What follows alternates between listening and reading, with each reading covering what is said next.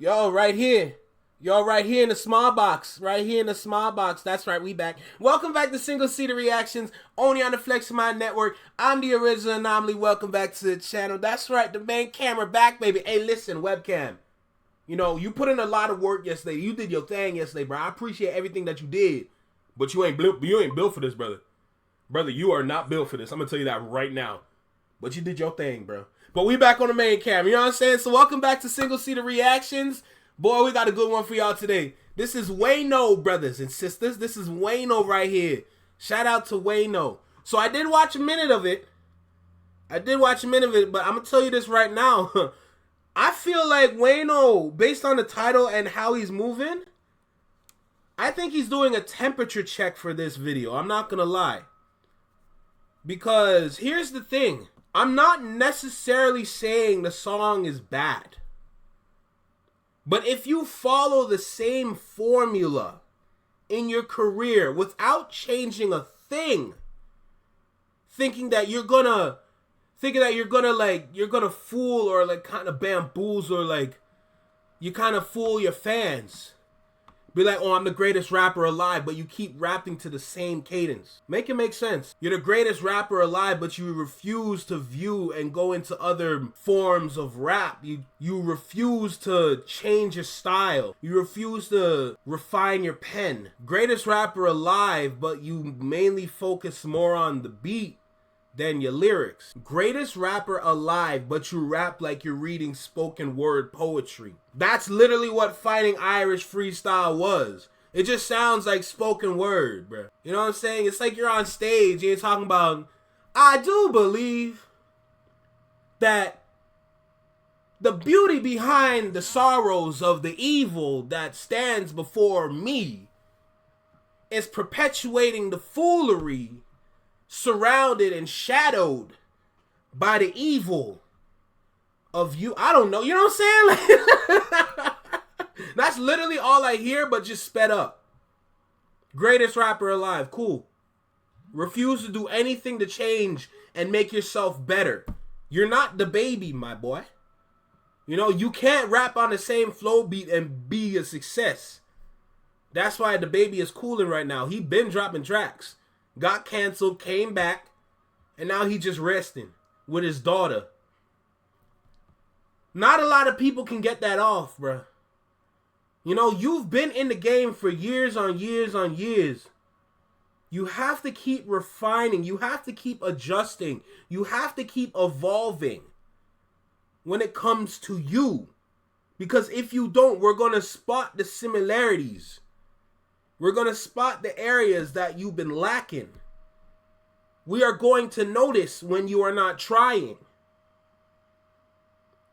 So I find it incredible that this is how you want to move and claim to be the greatest rapper alive, knowing that you don't even believe it either. Because Fighting Irish, it just sounds like a track that you want to cry on. There's still some bars in there, like the doing numbers while drinking Guinness, that's a bar. That's a bar. But it's followed up by some crybaby nonsense, man. If you don't grow up. Anyway, y'all know I like to talk too much. Make sure you like, comment, share, subscribe. Let me know what you think about the video. Drop a comment down below. Let me know what you think about the reaction. Give me your thoughts about this video. And then let's ride with it. You know what I'm saying? So that being said, straight face head ass. Let's go. What's poppin', y'all, and welcome back to I Do It Myself. What's good, brother? I said I'd be back on Monday, but a Drake leak happened. You know what I'm saying? Fighting Irish Freestyle. And I came on here to talk to y'all. Now, you know, I'm not one, I don't care to do a whole lyrical breakdown, each bar, each simile, each entendre, because you could go to 500 people that's going to give you that type shit. I don't want to talk about that today. The conversation I do want to have, though, right, with this leak video, you know what I mean, conductor who did the beat, shouts out to conductor, great producer, great musician, you know what I'm saying, puts the song up, release the page. Oh, I just want to ask y'all one question. Is this shit fire or not? Like, I just got to get to the point. Is this fire or not? Now, I know that we don't like Drake, right? Like, that's the biggest thing. We don't personally know him or none of that, but we... Here's the thing about Drake. Every video that I have been dropping about him, you're going to immediately assume that I am hating on him. To help y'all understand, if you grew up in an immigrant household where your family is clearly immigrants and you don't really understand or subscribe to the country that you live in, you'll understand that everything is old school, everything is classic, meaning, especially for black families, when that tough love hit, when that tough love come in, that's all it is. It's literally tough love. Because what you need to understand about Drake is simply this. The protection, the love, appreciation that he's been getting over the years without being really challenged. Like, think about it. He went all those years, and the only real challenge he had was with Pusha T. It's already been confirmed that he had ghostwriters for Charged Up and Back to Back. That's why they dropped so close together. Right? Don't sit there and try to create narratives. This is true. So the only real challenge that he had with Pusha T, where he did lose and he admitted that he lost, but people loved him more for losing. Do you not see what's happening here? How do you lose a beef and then you win the beef from losing? Make it make sense. Was his bag messed up? Absolutely. The bag was absolutely messed up. But he still won in the end. And then promoted his son, gave him a song, and then went about his business. Everyone loved him for it. Only when someone at his level was to come around and challenge him is when things really went crazy. But look how long it took, over a decade. He's been going on long enough for over a decade, scot-free. The whole point of hip-hop, the whole point of rap is to constantly get challenged. You're always getting challenged. Will you win? Yes. Will you lose? Absolutely. And for the first time in pretty much his life, he took the biggest L anybody can ever receive, and he doesn't accept it, man. Like, look, it's just tough love. That's all it is. There's no hate behind it. There's frustration, absolutely, but there's no hate like that. It's tough love. Why? Because we can see this man do way better than how he's moving right now. Plain and simple. We ain't fucking with Drake. He done filed the lawsuit. We feel how we feel about that. We, you know what I'm saying, got everything to say about everything he's done under the sun post-battle. Kendrick is the man. This don't got nothing to do with Kendrick. But Kendrick is the man. He gave him the ass whooping that he was looking for. All Facts. of that. We get it. I understand that. We get all of that. But I'm just asking a simple question. Is this shit fire or not? You know what I'm saying? Because, like, all right, cool. I'm saying, like, yeah, Get him. Oh, go through a girl. He giving his number 2 phone ass nigga. You know what I'm Get saying? him. Oh, you know what I'm saying? Like, cry at the beginning of a movie ass nigga. You know what I'm saying? Get him. Oh, whatever light skin joke you could think of. I get all of that. All I'm simply asking is, and this is not to give a nigga a pass or nothing like that. Like, that's not what I'm on right now. I just want to know, do we forget, or because of the battle and the lawsuit and all of that, do we now negate sound? Because I don't want to get into the whole lyrical breakdown shit, because, yes, you start looking at them lyrics and breaking the lyrics down, and you like, oh, bro, stop crying, da. But I do have a theory here when it comes to what Drake has been doing this year. Aside from the 200 gigs and all of that shit. Well, last year, I mean, because this is a whole new year.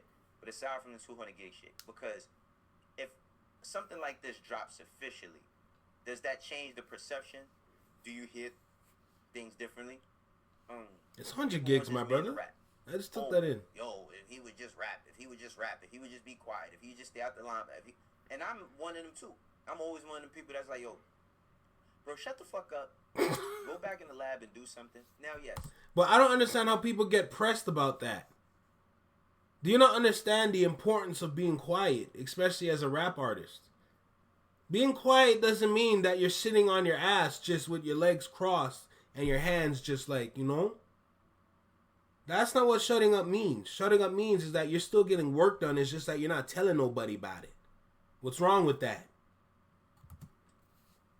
Lawsuit did change perception like a mother. Yes, it did. Yup. But even if our favorite ball player did some fuck shit and we wasn't jacking him, we could appreciate him, or, you know what I mean? We could appreciate a baseline windmill, you know what I mean? Up and under dunk on two people, right? Like, and hold on, because I'm not saying that that's this. All I'm saying though is to be hard. And I think the raps is hard. And I seen, like, I think it's Lamont Hill. He was saying something about, like, will Drake ever have a #1 record again? And he was like, no, and it's over for him and all.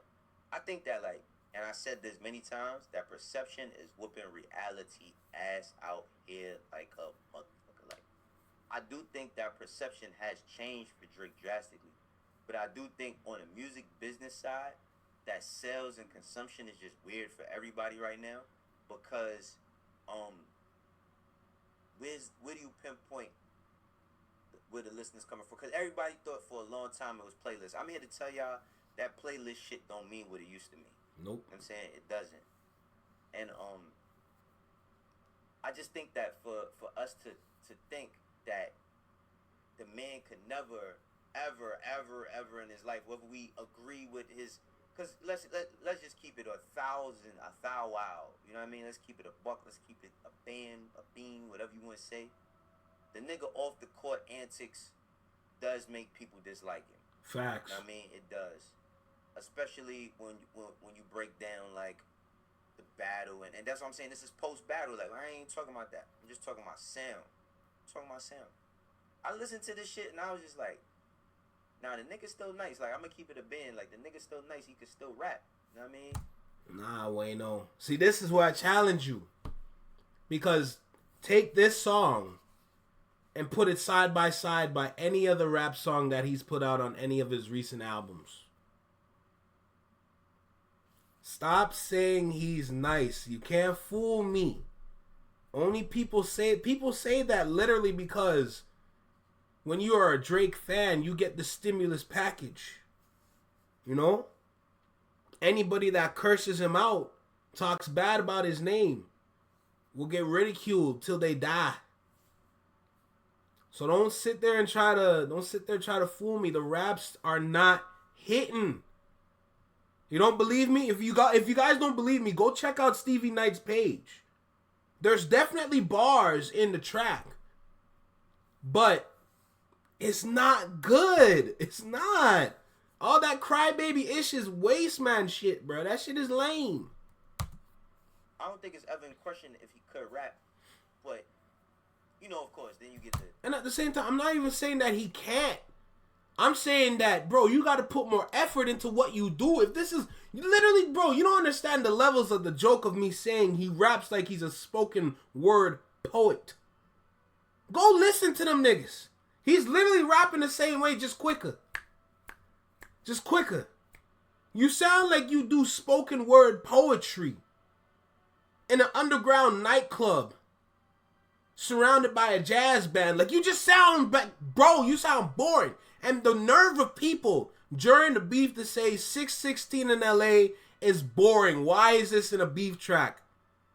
Y'all are bums. Look what he's doing here. And look what Kendrick did there. Y'all are hypocrites. Y'all are naive hypocrites. Stop playing, bro. Oh, but did he write it? You know what I'm saying? Like, did he actually write it, or is he writing it? I don't fucking know. Like, I don't know. I just know that this shit sound dope. I just want to be as honest as I could possibly be, because this is in no way, shape, or form like to take away from nobody's life. We all know that this nigga Kendrick about to have the greatest year of his career. I'm pretty sure he would possibly say that there's been other years in his career that was better. But from a fan perspective, we about to see the Super Bowl, the Grammys, the tour with him and. It's not necessarily a greatest career or the greatest part of his career ever. It's the most active. Kendrick Lamar is gonna have the most active moment in his career. Who knows what other tricks my nigga got up his sleeve? You feel me? But excluding that,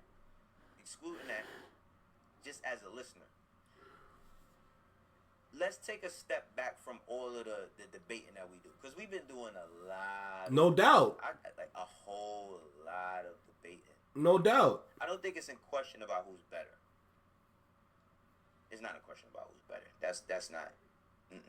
I'm not questioning that. You know what I'm saying? Like I ain't questioning that at all. You gotta be naive too. I just think that I just want to be able to say that I like something without niggas calling me just glaze or some shit. You know what I'm saying? Like I just want to be able to be like, yo, I actually like this. I actually enjoyed this, and I enjoyed this as a listener, as opposed to me trying to listen to pick apart what's the craziest moment or the moment that it feels, oh no, we gotta decode and break this down, because that shit is exhausting. It's truly exhausting. It is. I'm not gonna lie. I was talking with my oldest daughter this evening, and she said something about the Young Thug line that's going viral. He only hit chicks from overseas or something. I'm like, he's just rapping though. You know what I mean? Like he's just rapping. He's just rapping. Like I'm not taking everything rappers say serious, depending upon the delivery. It really depends upon the delivery. I'm not taking everything a rapper say serious, but it's like, I can appreciate when a nigga just talking shit. Like Cameron saying, back in the days, we were slaves, whips and chains, this tradition. All I got is whips and chains. All I did, flip some cane. Now a nigga sick in the range, only a new 6 could fix the pain. Look at all these goosebumps around my wrist and vein. Milton Bradley wanted to get my game. Like, that's just shit. Talk that nigga. Oh my god. No, run that back. Run that back. That is actually that is an egregious bar. Like, do you hear, like look, this is what I'm talking about. If y'all don't understand, this is what I'm alluding to as in terms of leveling up. That wordplay, the connection between bar after bar, the elevation in between each. Like, do you not understand? That just sounds amazing. It sounds good. But if you're going to go on a track and cry and complain because LeBron went to the pop-out, you're a... There's no ifs, ands, or buts. You're a... Simple. It's just gotten to the point where it's just like, what are you trying to do with your career, bro? What are you trying to do with your career for real? Because after, literally, Wayno said it. Word for word, bar for bar, regurgitated what Cameron said a way long time ago, bruh. Do you understand how good music just sticks with you? Something that sounds good just stays in your head? Bruh, stop playing. It's tradition. All I got is... Run that back. But it's like, I can appreciate when a nigga just talking shit. Bro, like, do you not understand the importance of that, bruh? When, in terms of rap. In terms of rap, because it's best expressed through rap music. When you're able to talk your shit, you know? And when you talk your shit, everything connecting. The bars are there, all that. It just is stank facing me. You saw my face like, You know what I'm saying? Like, why doesn't Drake do that? That's my question. Like Cameron saying, back in the days, we were slaves, whips and chains, this tradition. All I got is whips and chains. All I did, flip some cane. Now a nigga sick in the range. Only a new 6 could fix the pain. Look at all these goosebumps around my wrist and vein. Milton Bradley wanted to get my game. Like, that's just shit talking. And a lot of times, like, I feel like... Bars! Space, the podcast... Yo, Funk Flex, bars, nigga! Let's keep going. And a lot of times, like, I feel like the content space, the podcasting space, the debate space, the barbershop talk, the locker room talk, the you and your homies, the group chats, the social media has taken us away from the simple space of just being listeners and just listening to some shit and saying if we like it or not. Like, I don't think that, like, every rap needs an instruction manual You know what I mean? Like, every rap don't need an instruction manual. And salute to the companies and the brands, because, like, even till this day, I'll listen to, like, I'll listen to a song, and I'll, like, read the lyrics, and then I'll be like, damn, when I was a kid, I didn't think that's what he was saying, or what she was saying. I thought they said something else. So I salute, like, the technology we got, like, Genius, and, like, you know, what they did with Verified, you know what I mean? And how they was basically breaking down bar for bar what the bars meant, how they went, where they was going with all of that type of shit. But I just, like, sometimes I just want to listen to music. I don't want to give a grade. I don't. But by saying that, my point's even stronger now, because if you're gonna flood your songs talking about what people did around you and how it hurt your feelings, or how you're mad or frustrated, what are we getting at here? This is what I'm talking about, with the same formula over and over. It's gotten to a point where it's just getting ridiculous. You keep doing the same thing over and over. Switch up, please. Because you're just making us look softer and softer after every song, after every album that you do. We look weak. Like, what is happening to us, bruh? Why are we so soft and sensitive? Like, you know what I'm talking about? Like, why are we so tender? You know? Like, I don't understand that. Look at America. In terms of, like, looking at the music industry in America compared to Canada. Bro, it's like night and day, bro. Like, they lit. We not. Like, we just trying to be lit. That's all Toronto is. We're just a bunch of people in the city trying to be lit. We're not necessarily lit. We get lit off of y'all music. Off of American music. We barely get lit off of our own music. It's only a small crowd of individuals that gets lit off the music. Now remember, that small crowd could still equate to having close to a whole city. But what you need to understand, you have a city up against a whole country. That's a small percentage in terms of population. So don't let a city fool you. The city might be lit, but the country's not lit. Fact. So focus up, bro. Lock in, bro. Right here.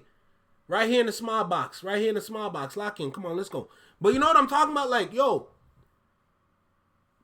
It's just, I just find it so incredible that people are missing what he's saying. Or they're talking the crybaby-ish. That's some hard shit, bro. He talking this shit. He don't like them. That's what you like? Really? That's what you like? You sound soft to me. Let's keep going, bro. I want to give a whole breakdown critique. I just want to listen to some shit and rewind it. Like, remember them times where Banks is like, your shit ain't never going pop like 10 gold chains. That's why your bitch blowing on me like Nintendo games. Or when he said, I'm starving, nigga. The only one that could cut me and get away with it is my barber, nigga. Cause I revolve a nigga. Take a piece of your hat. You have more room. No, I'll take a piece of your head. You have more room in your hat than a Harlem nigga. Like, remember when we just heard bars? Or we heard, like, bars about, like, certain things, the subjects, and we just like, damn, man, you know? And we didn't have to break out, like, all right, now listen, y'all. He said this at 9:59. He said this at 9:59 p.m. He recorded that in the building at 9:59. He's dropping this on 9:59, or he was, you know, he had on Air Max 9.5. Like, bro, that shit is exhausting, y'all. It's exhausting. I be wondering sometimes, like, will we ever, like, beat that shit or get past it, or, like, does it, I don't know, like, probably never again, because everything is just, like, fine-tooth comb. It's like, I think when R. Kelly went to jail, like, Kelly went to jail, people started looking over the lyrics, like, oh, nah, seems like you ready. Oh, he been giving us the clues or the breadcrumbs the whole time. But then it's like, You hear songs like "It Ain't No Fun" from Snoop Dogg. You know what I'm saying? And the Dog Pound and Nate Dogg. And when that song came out, I probably was like in the 6th grade, 6th going in the 7th. But in the 7th, I can't remember specifically, but I remember like girls being hyped to learn the words to that song because it was like the song was so raunchy. And the song was so fucking raunchy and crazy that it was like, it was fun to learn the song just because as a kid you wanted to learn the song. We didn't know that the song was about gang banging, like men gang banging women. But women actually liked that song. So it's just like hip hop, music, all this overall, like even like Jimi Hendrix, if you go back to his music and you know he's talking about certain shit. I remember one time I was around Dame Dash and I was listening to Strawberry Letter 23 by Brothers Johnson. Strawberry Letter 22, my fault, by Brothers Johnson. And you know that sequence that I was like, yo, how the hell, like that shit sounded so amazing.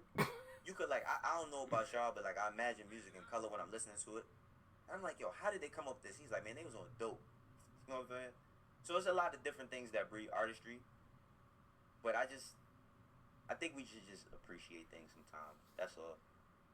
As much as I may not agree with some of the things that Drake has done, you know, with his career, I don't personally know that nigga, and I probably never will. It's never gonna be a time when me and him is sitting side by side having dinner talking about our differences that we might have had years ago. I only know him through the internet and through his music. But honestly, it's like sometimes I wish I didn't know as much as I know about niggas. And I'm talking about the general information that everybody else knows. Because it does shape how you feel when you hear shit. Or it makes you say, I ain't fucking with that nigga. And then you hear something, you're like, damn, this shit fire though. And that's just how I felt about the Fighting Irish Freestyle. Like, I don't think it's like nothing. It's not, oh, man, this is the best shit I've ever heard. It's not Drake's best song. It's not his worst song. But it's just like, I appreciate it. Give a fuck. I don't care. Y'all think I'm a glazer for that? Fuck, like, I just like music. Feel me? Like, niggas just like music, bro. I just want to appreciate music. Man. We're on the same level. This is how I do it myself. This is the Saturday episode. I just want to jump on here, chop it up with y'all. You know, y'all let me know in the comments, you know what I mean, how you feel about it. If you haven't liked, you know what I mean, if you haven't subscribed, and I appreciate all the new people who's found the channel. For those that rock me, you know how we doing. For the ones that don't, eventually will. I catch you on Monday for real this time. Unless I hop on stream, but I catch you on Monday for real this time. Peace. Happy New Year, brother. Appreciate your contribution. Appreciate your video. Appreciate your thoughts, everything like that. I want to end with this as my final thought, because as we get towards the end of the video and he's really speaking on a personal level how much he liked the song, it made me realize something about music. And I already know this part that I'm about to say, which is music is subjective. That's not the part that I realized, though. I started with the words music is subjective. But I built upon that with my thought. Because after I said that, then I said, if even though music is subjective, you can still persuade the listener to appreciate something that might not be appreciated by others. If that makes sense. I'll break it down. Here. Think about it. Say, for example, you have, well, let's take Lil Baby. Actually, no, let's take someone new. Let's take Busy Banks, for example. Let's take Busy Banks. Shout out to Busy Banks. So, a lot of people might not like his kind of music. However, the people that are conditioned to live a certain lifestyle, which is street culture, street, like, gang-related whatever, right? People that are conditioned to that would love the song. That's my point. Music is subjective, but you can persuade and change the minds of the listener to appreciate other kinds of music or other forms of music. People that live street life would appreciate the Busy Banks and anybody else in New York that's popping.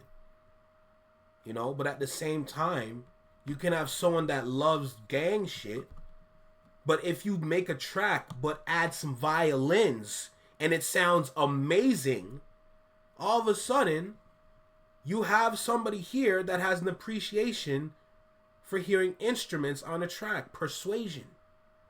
Right? So yes, music is subjective, but people can be persuaded to like things that they might not usually like. So when I hear his take towards the end, I'm like, okay. Because his ears are open to so much different forms of music. Hearing what he heard, using and flipping an old school track, which is what I love about rap, you know, he likes it. I technically like the beat.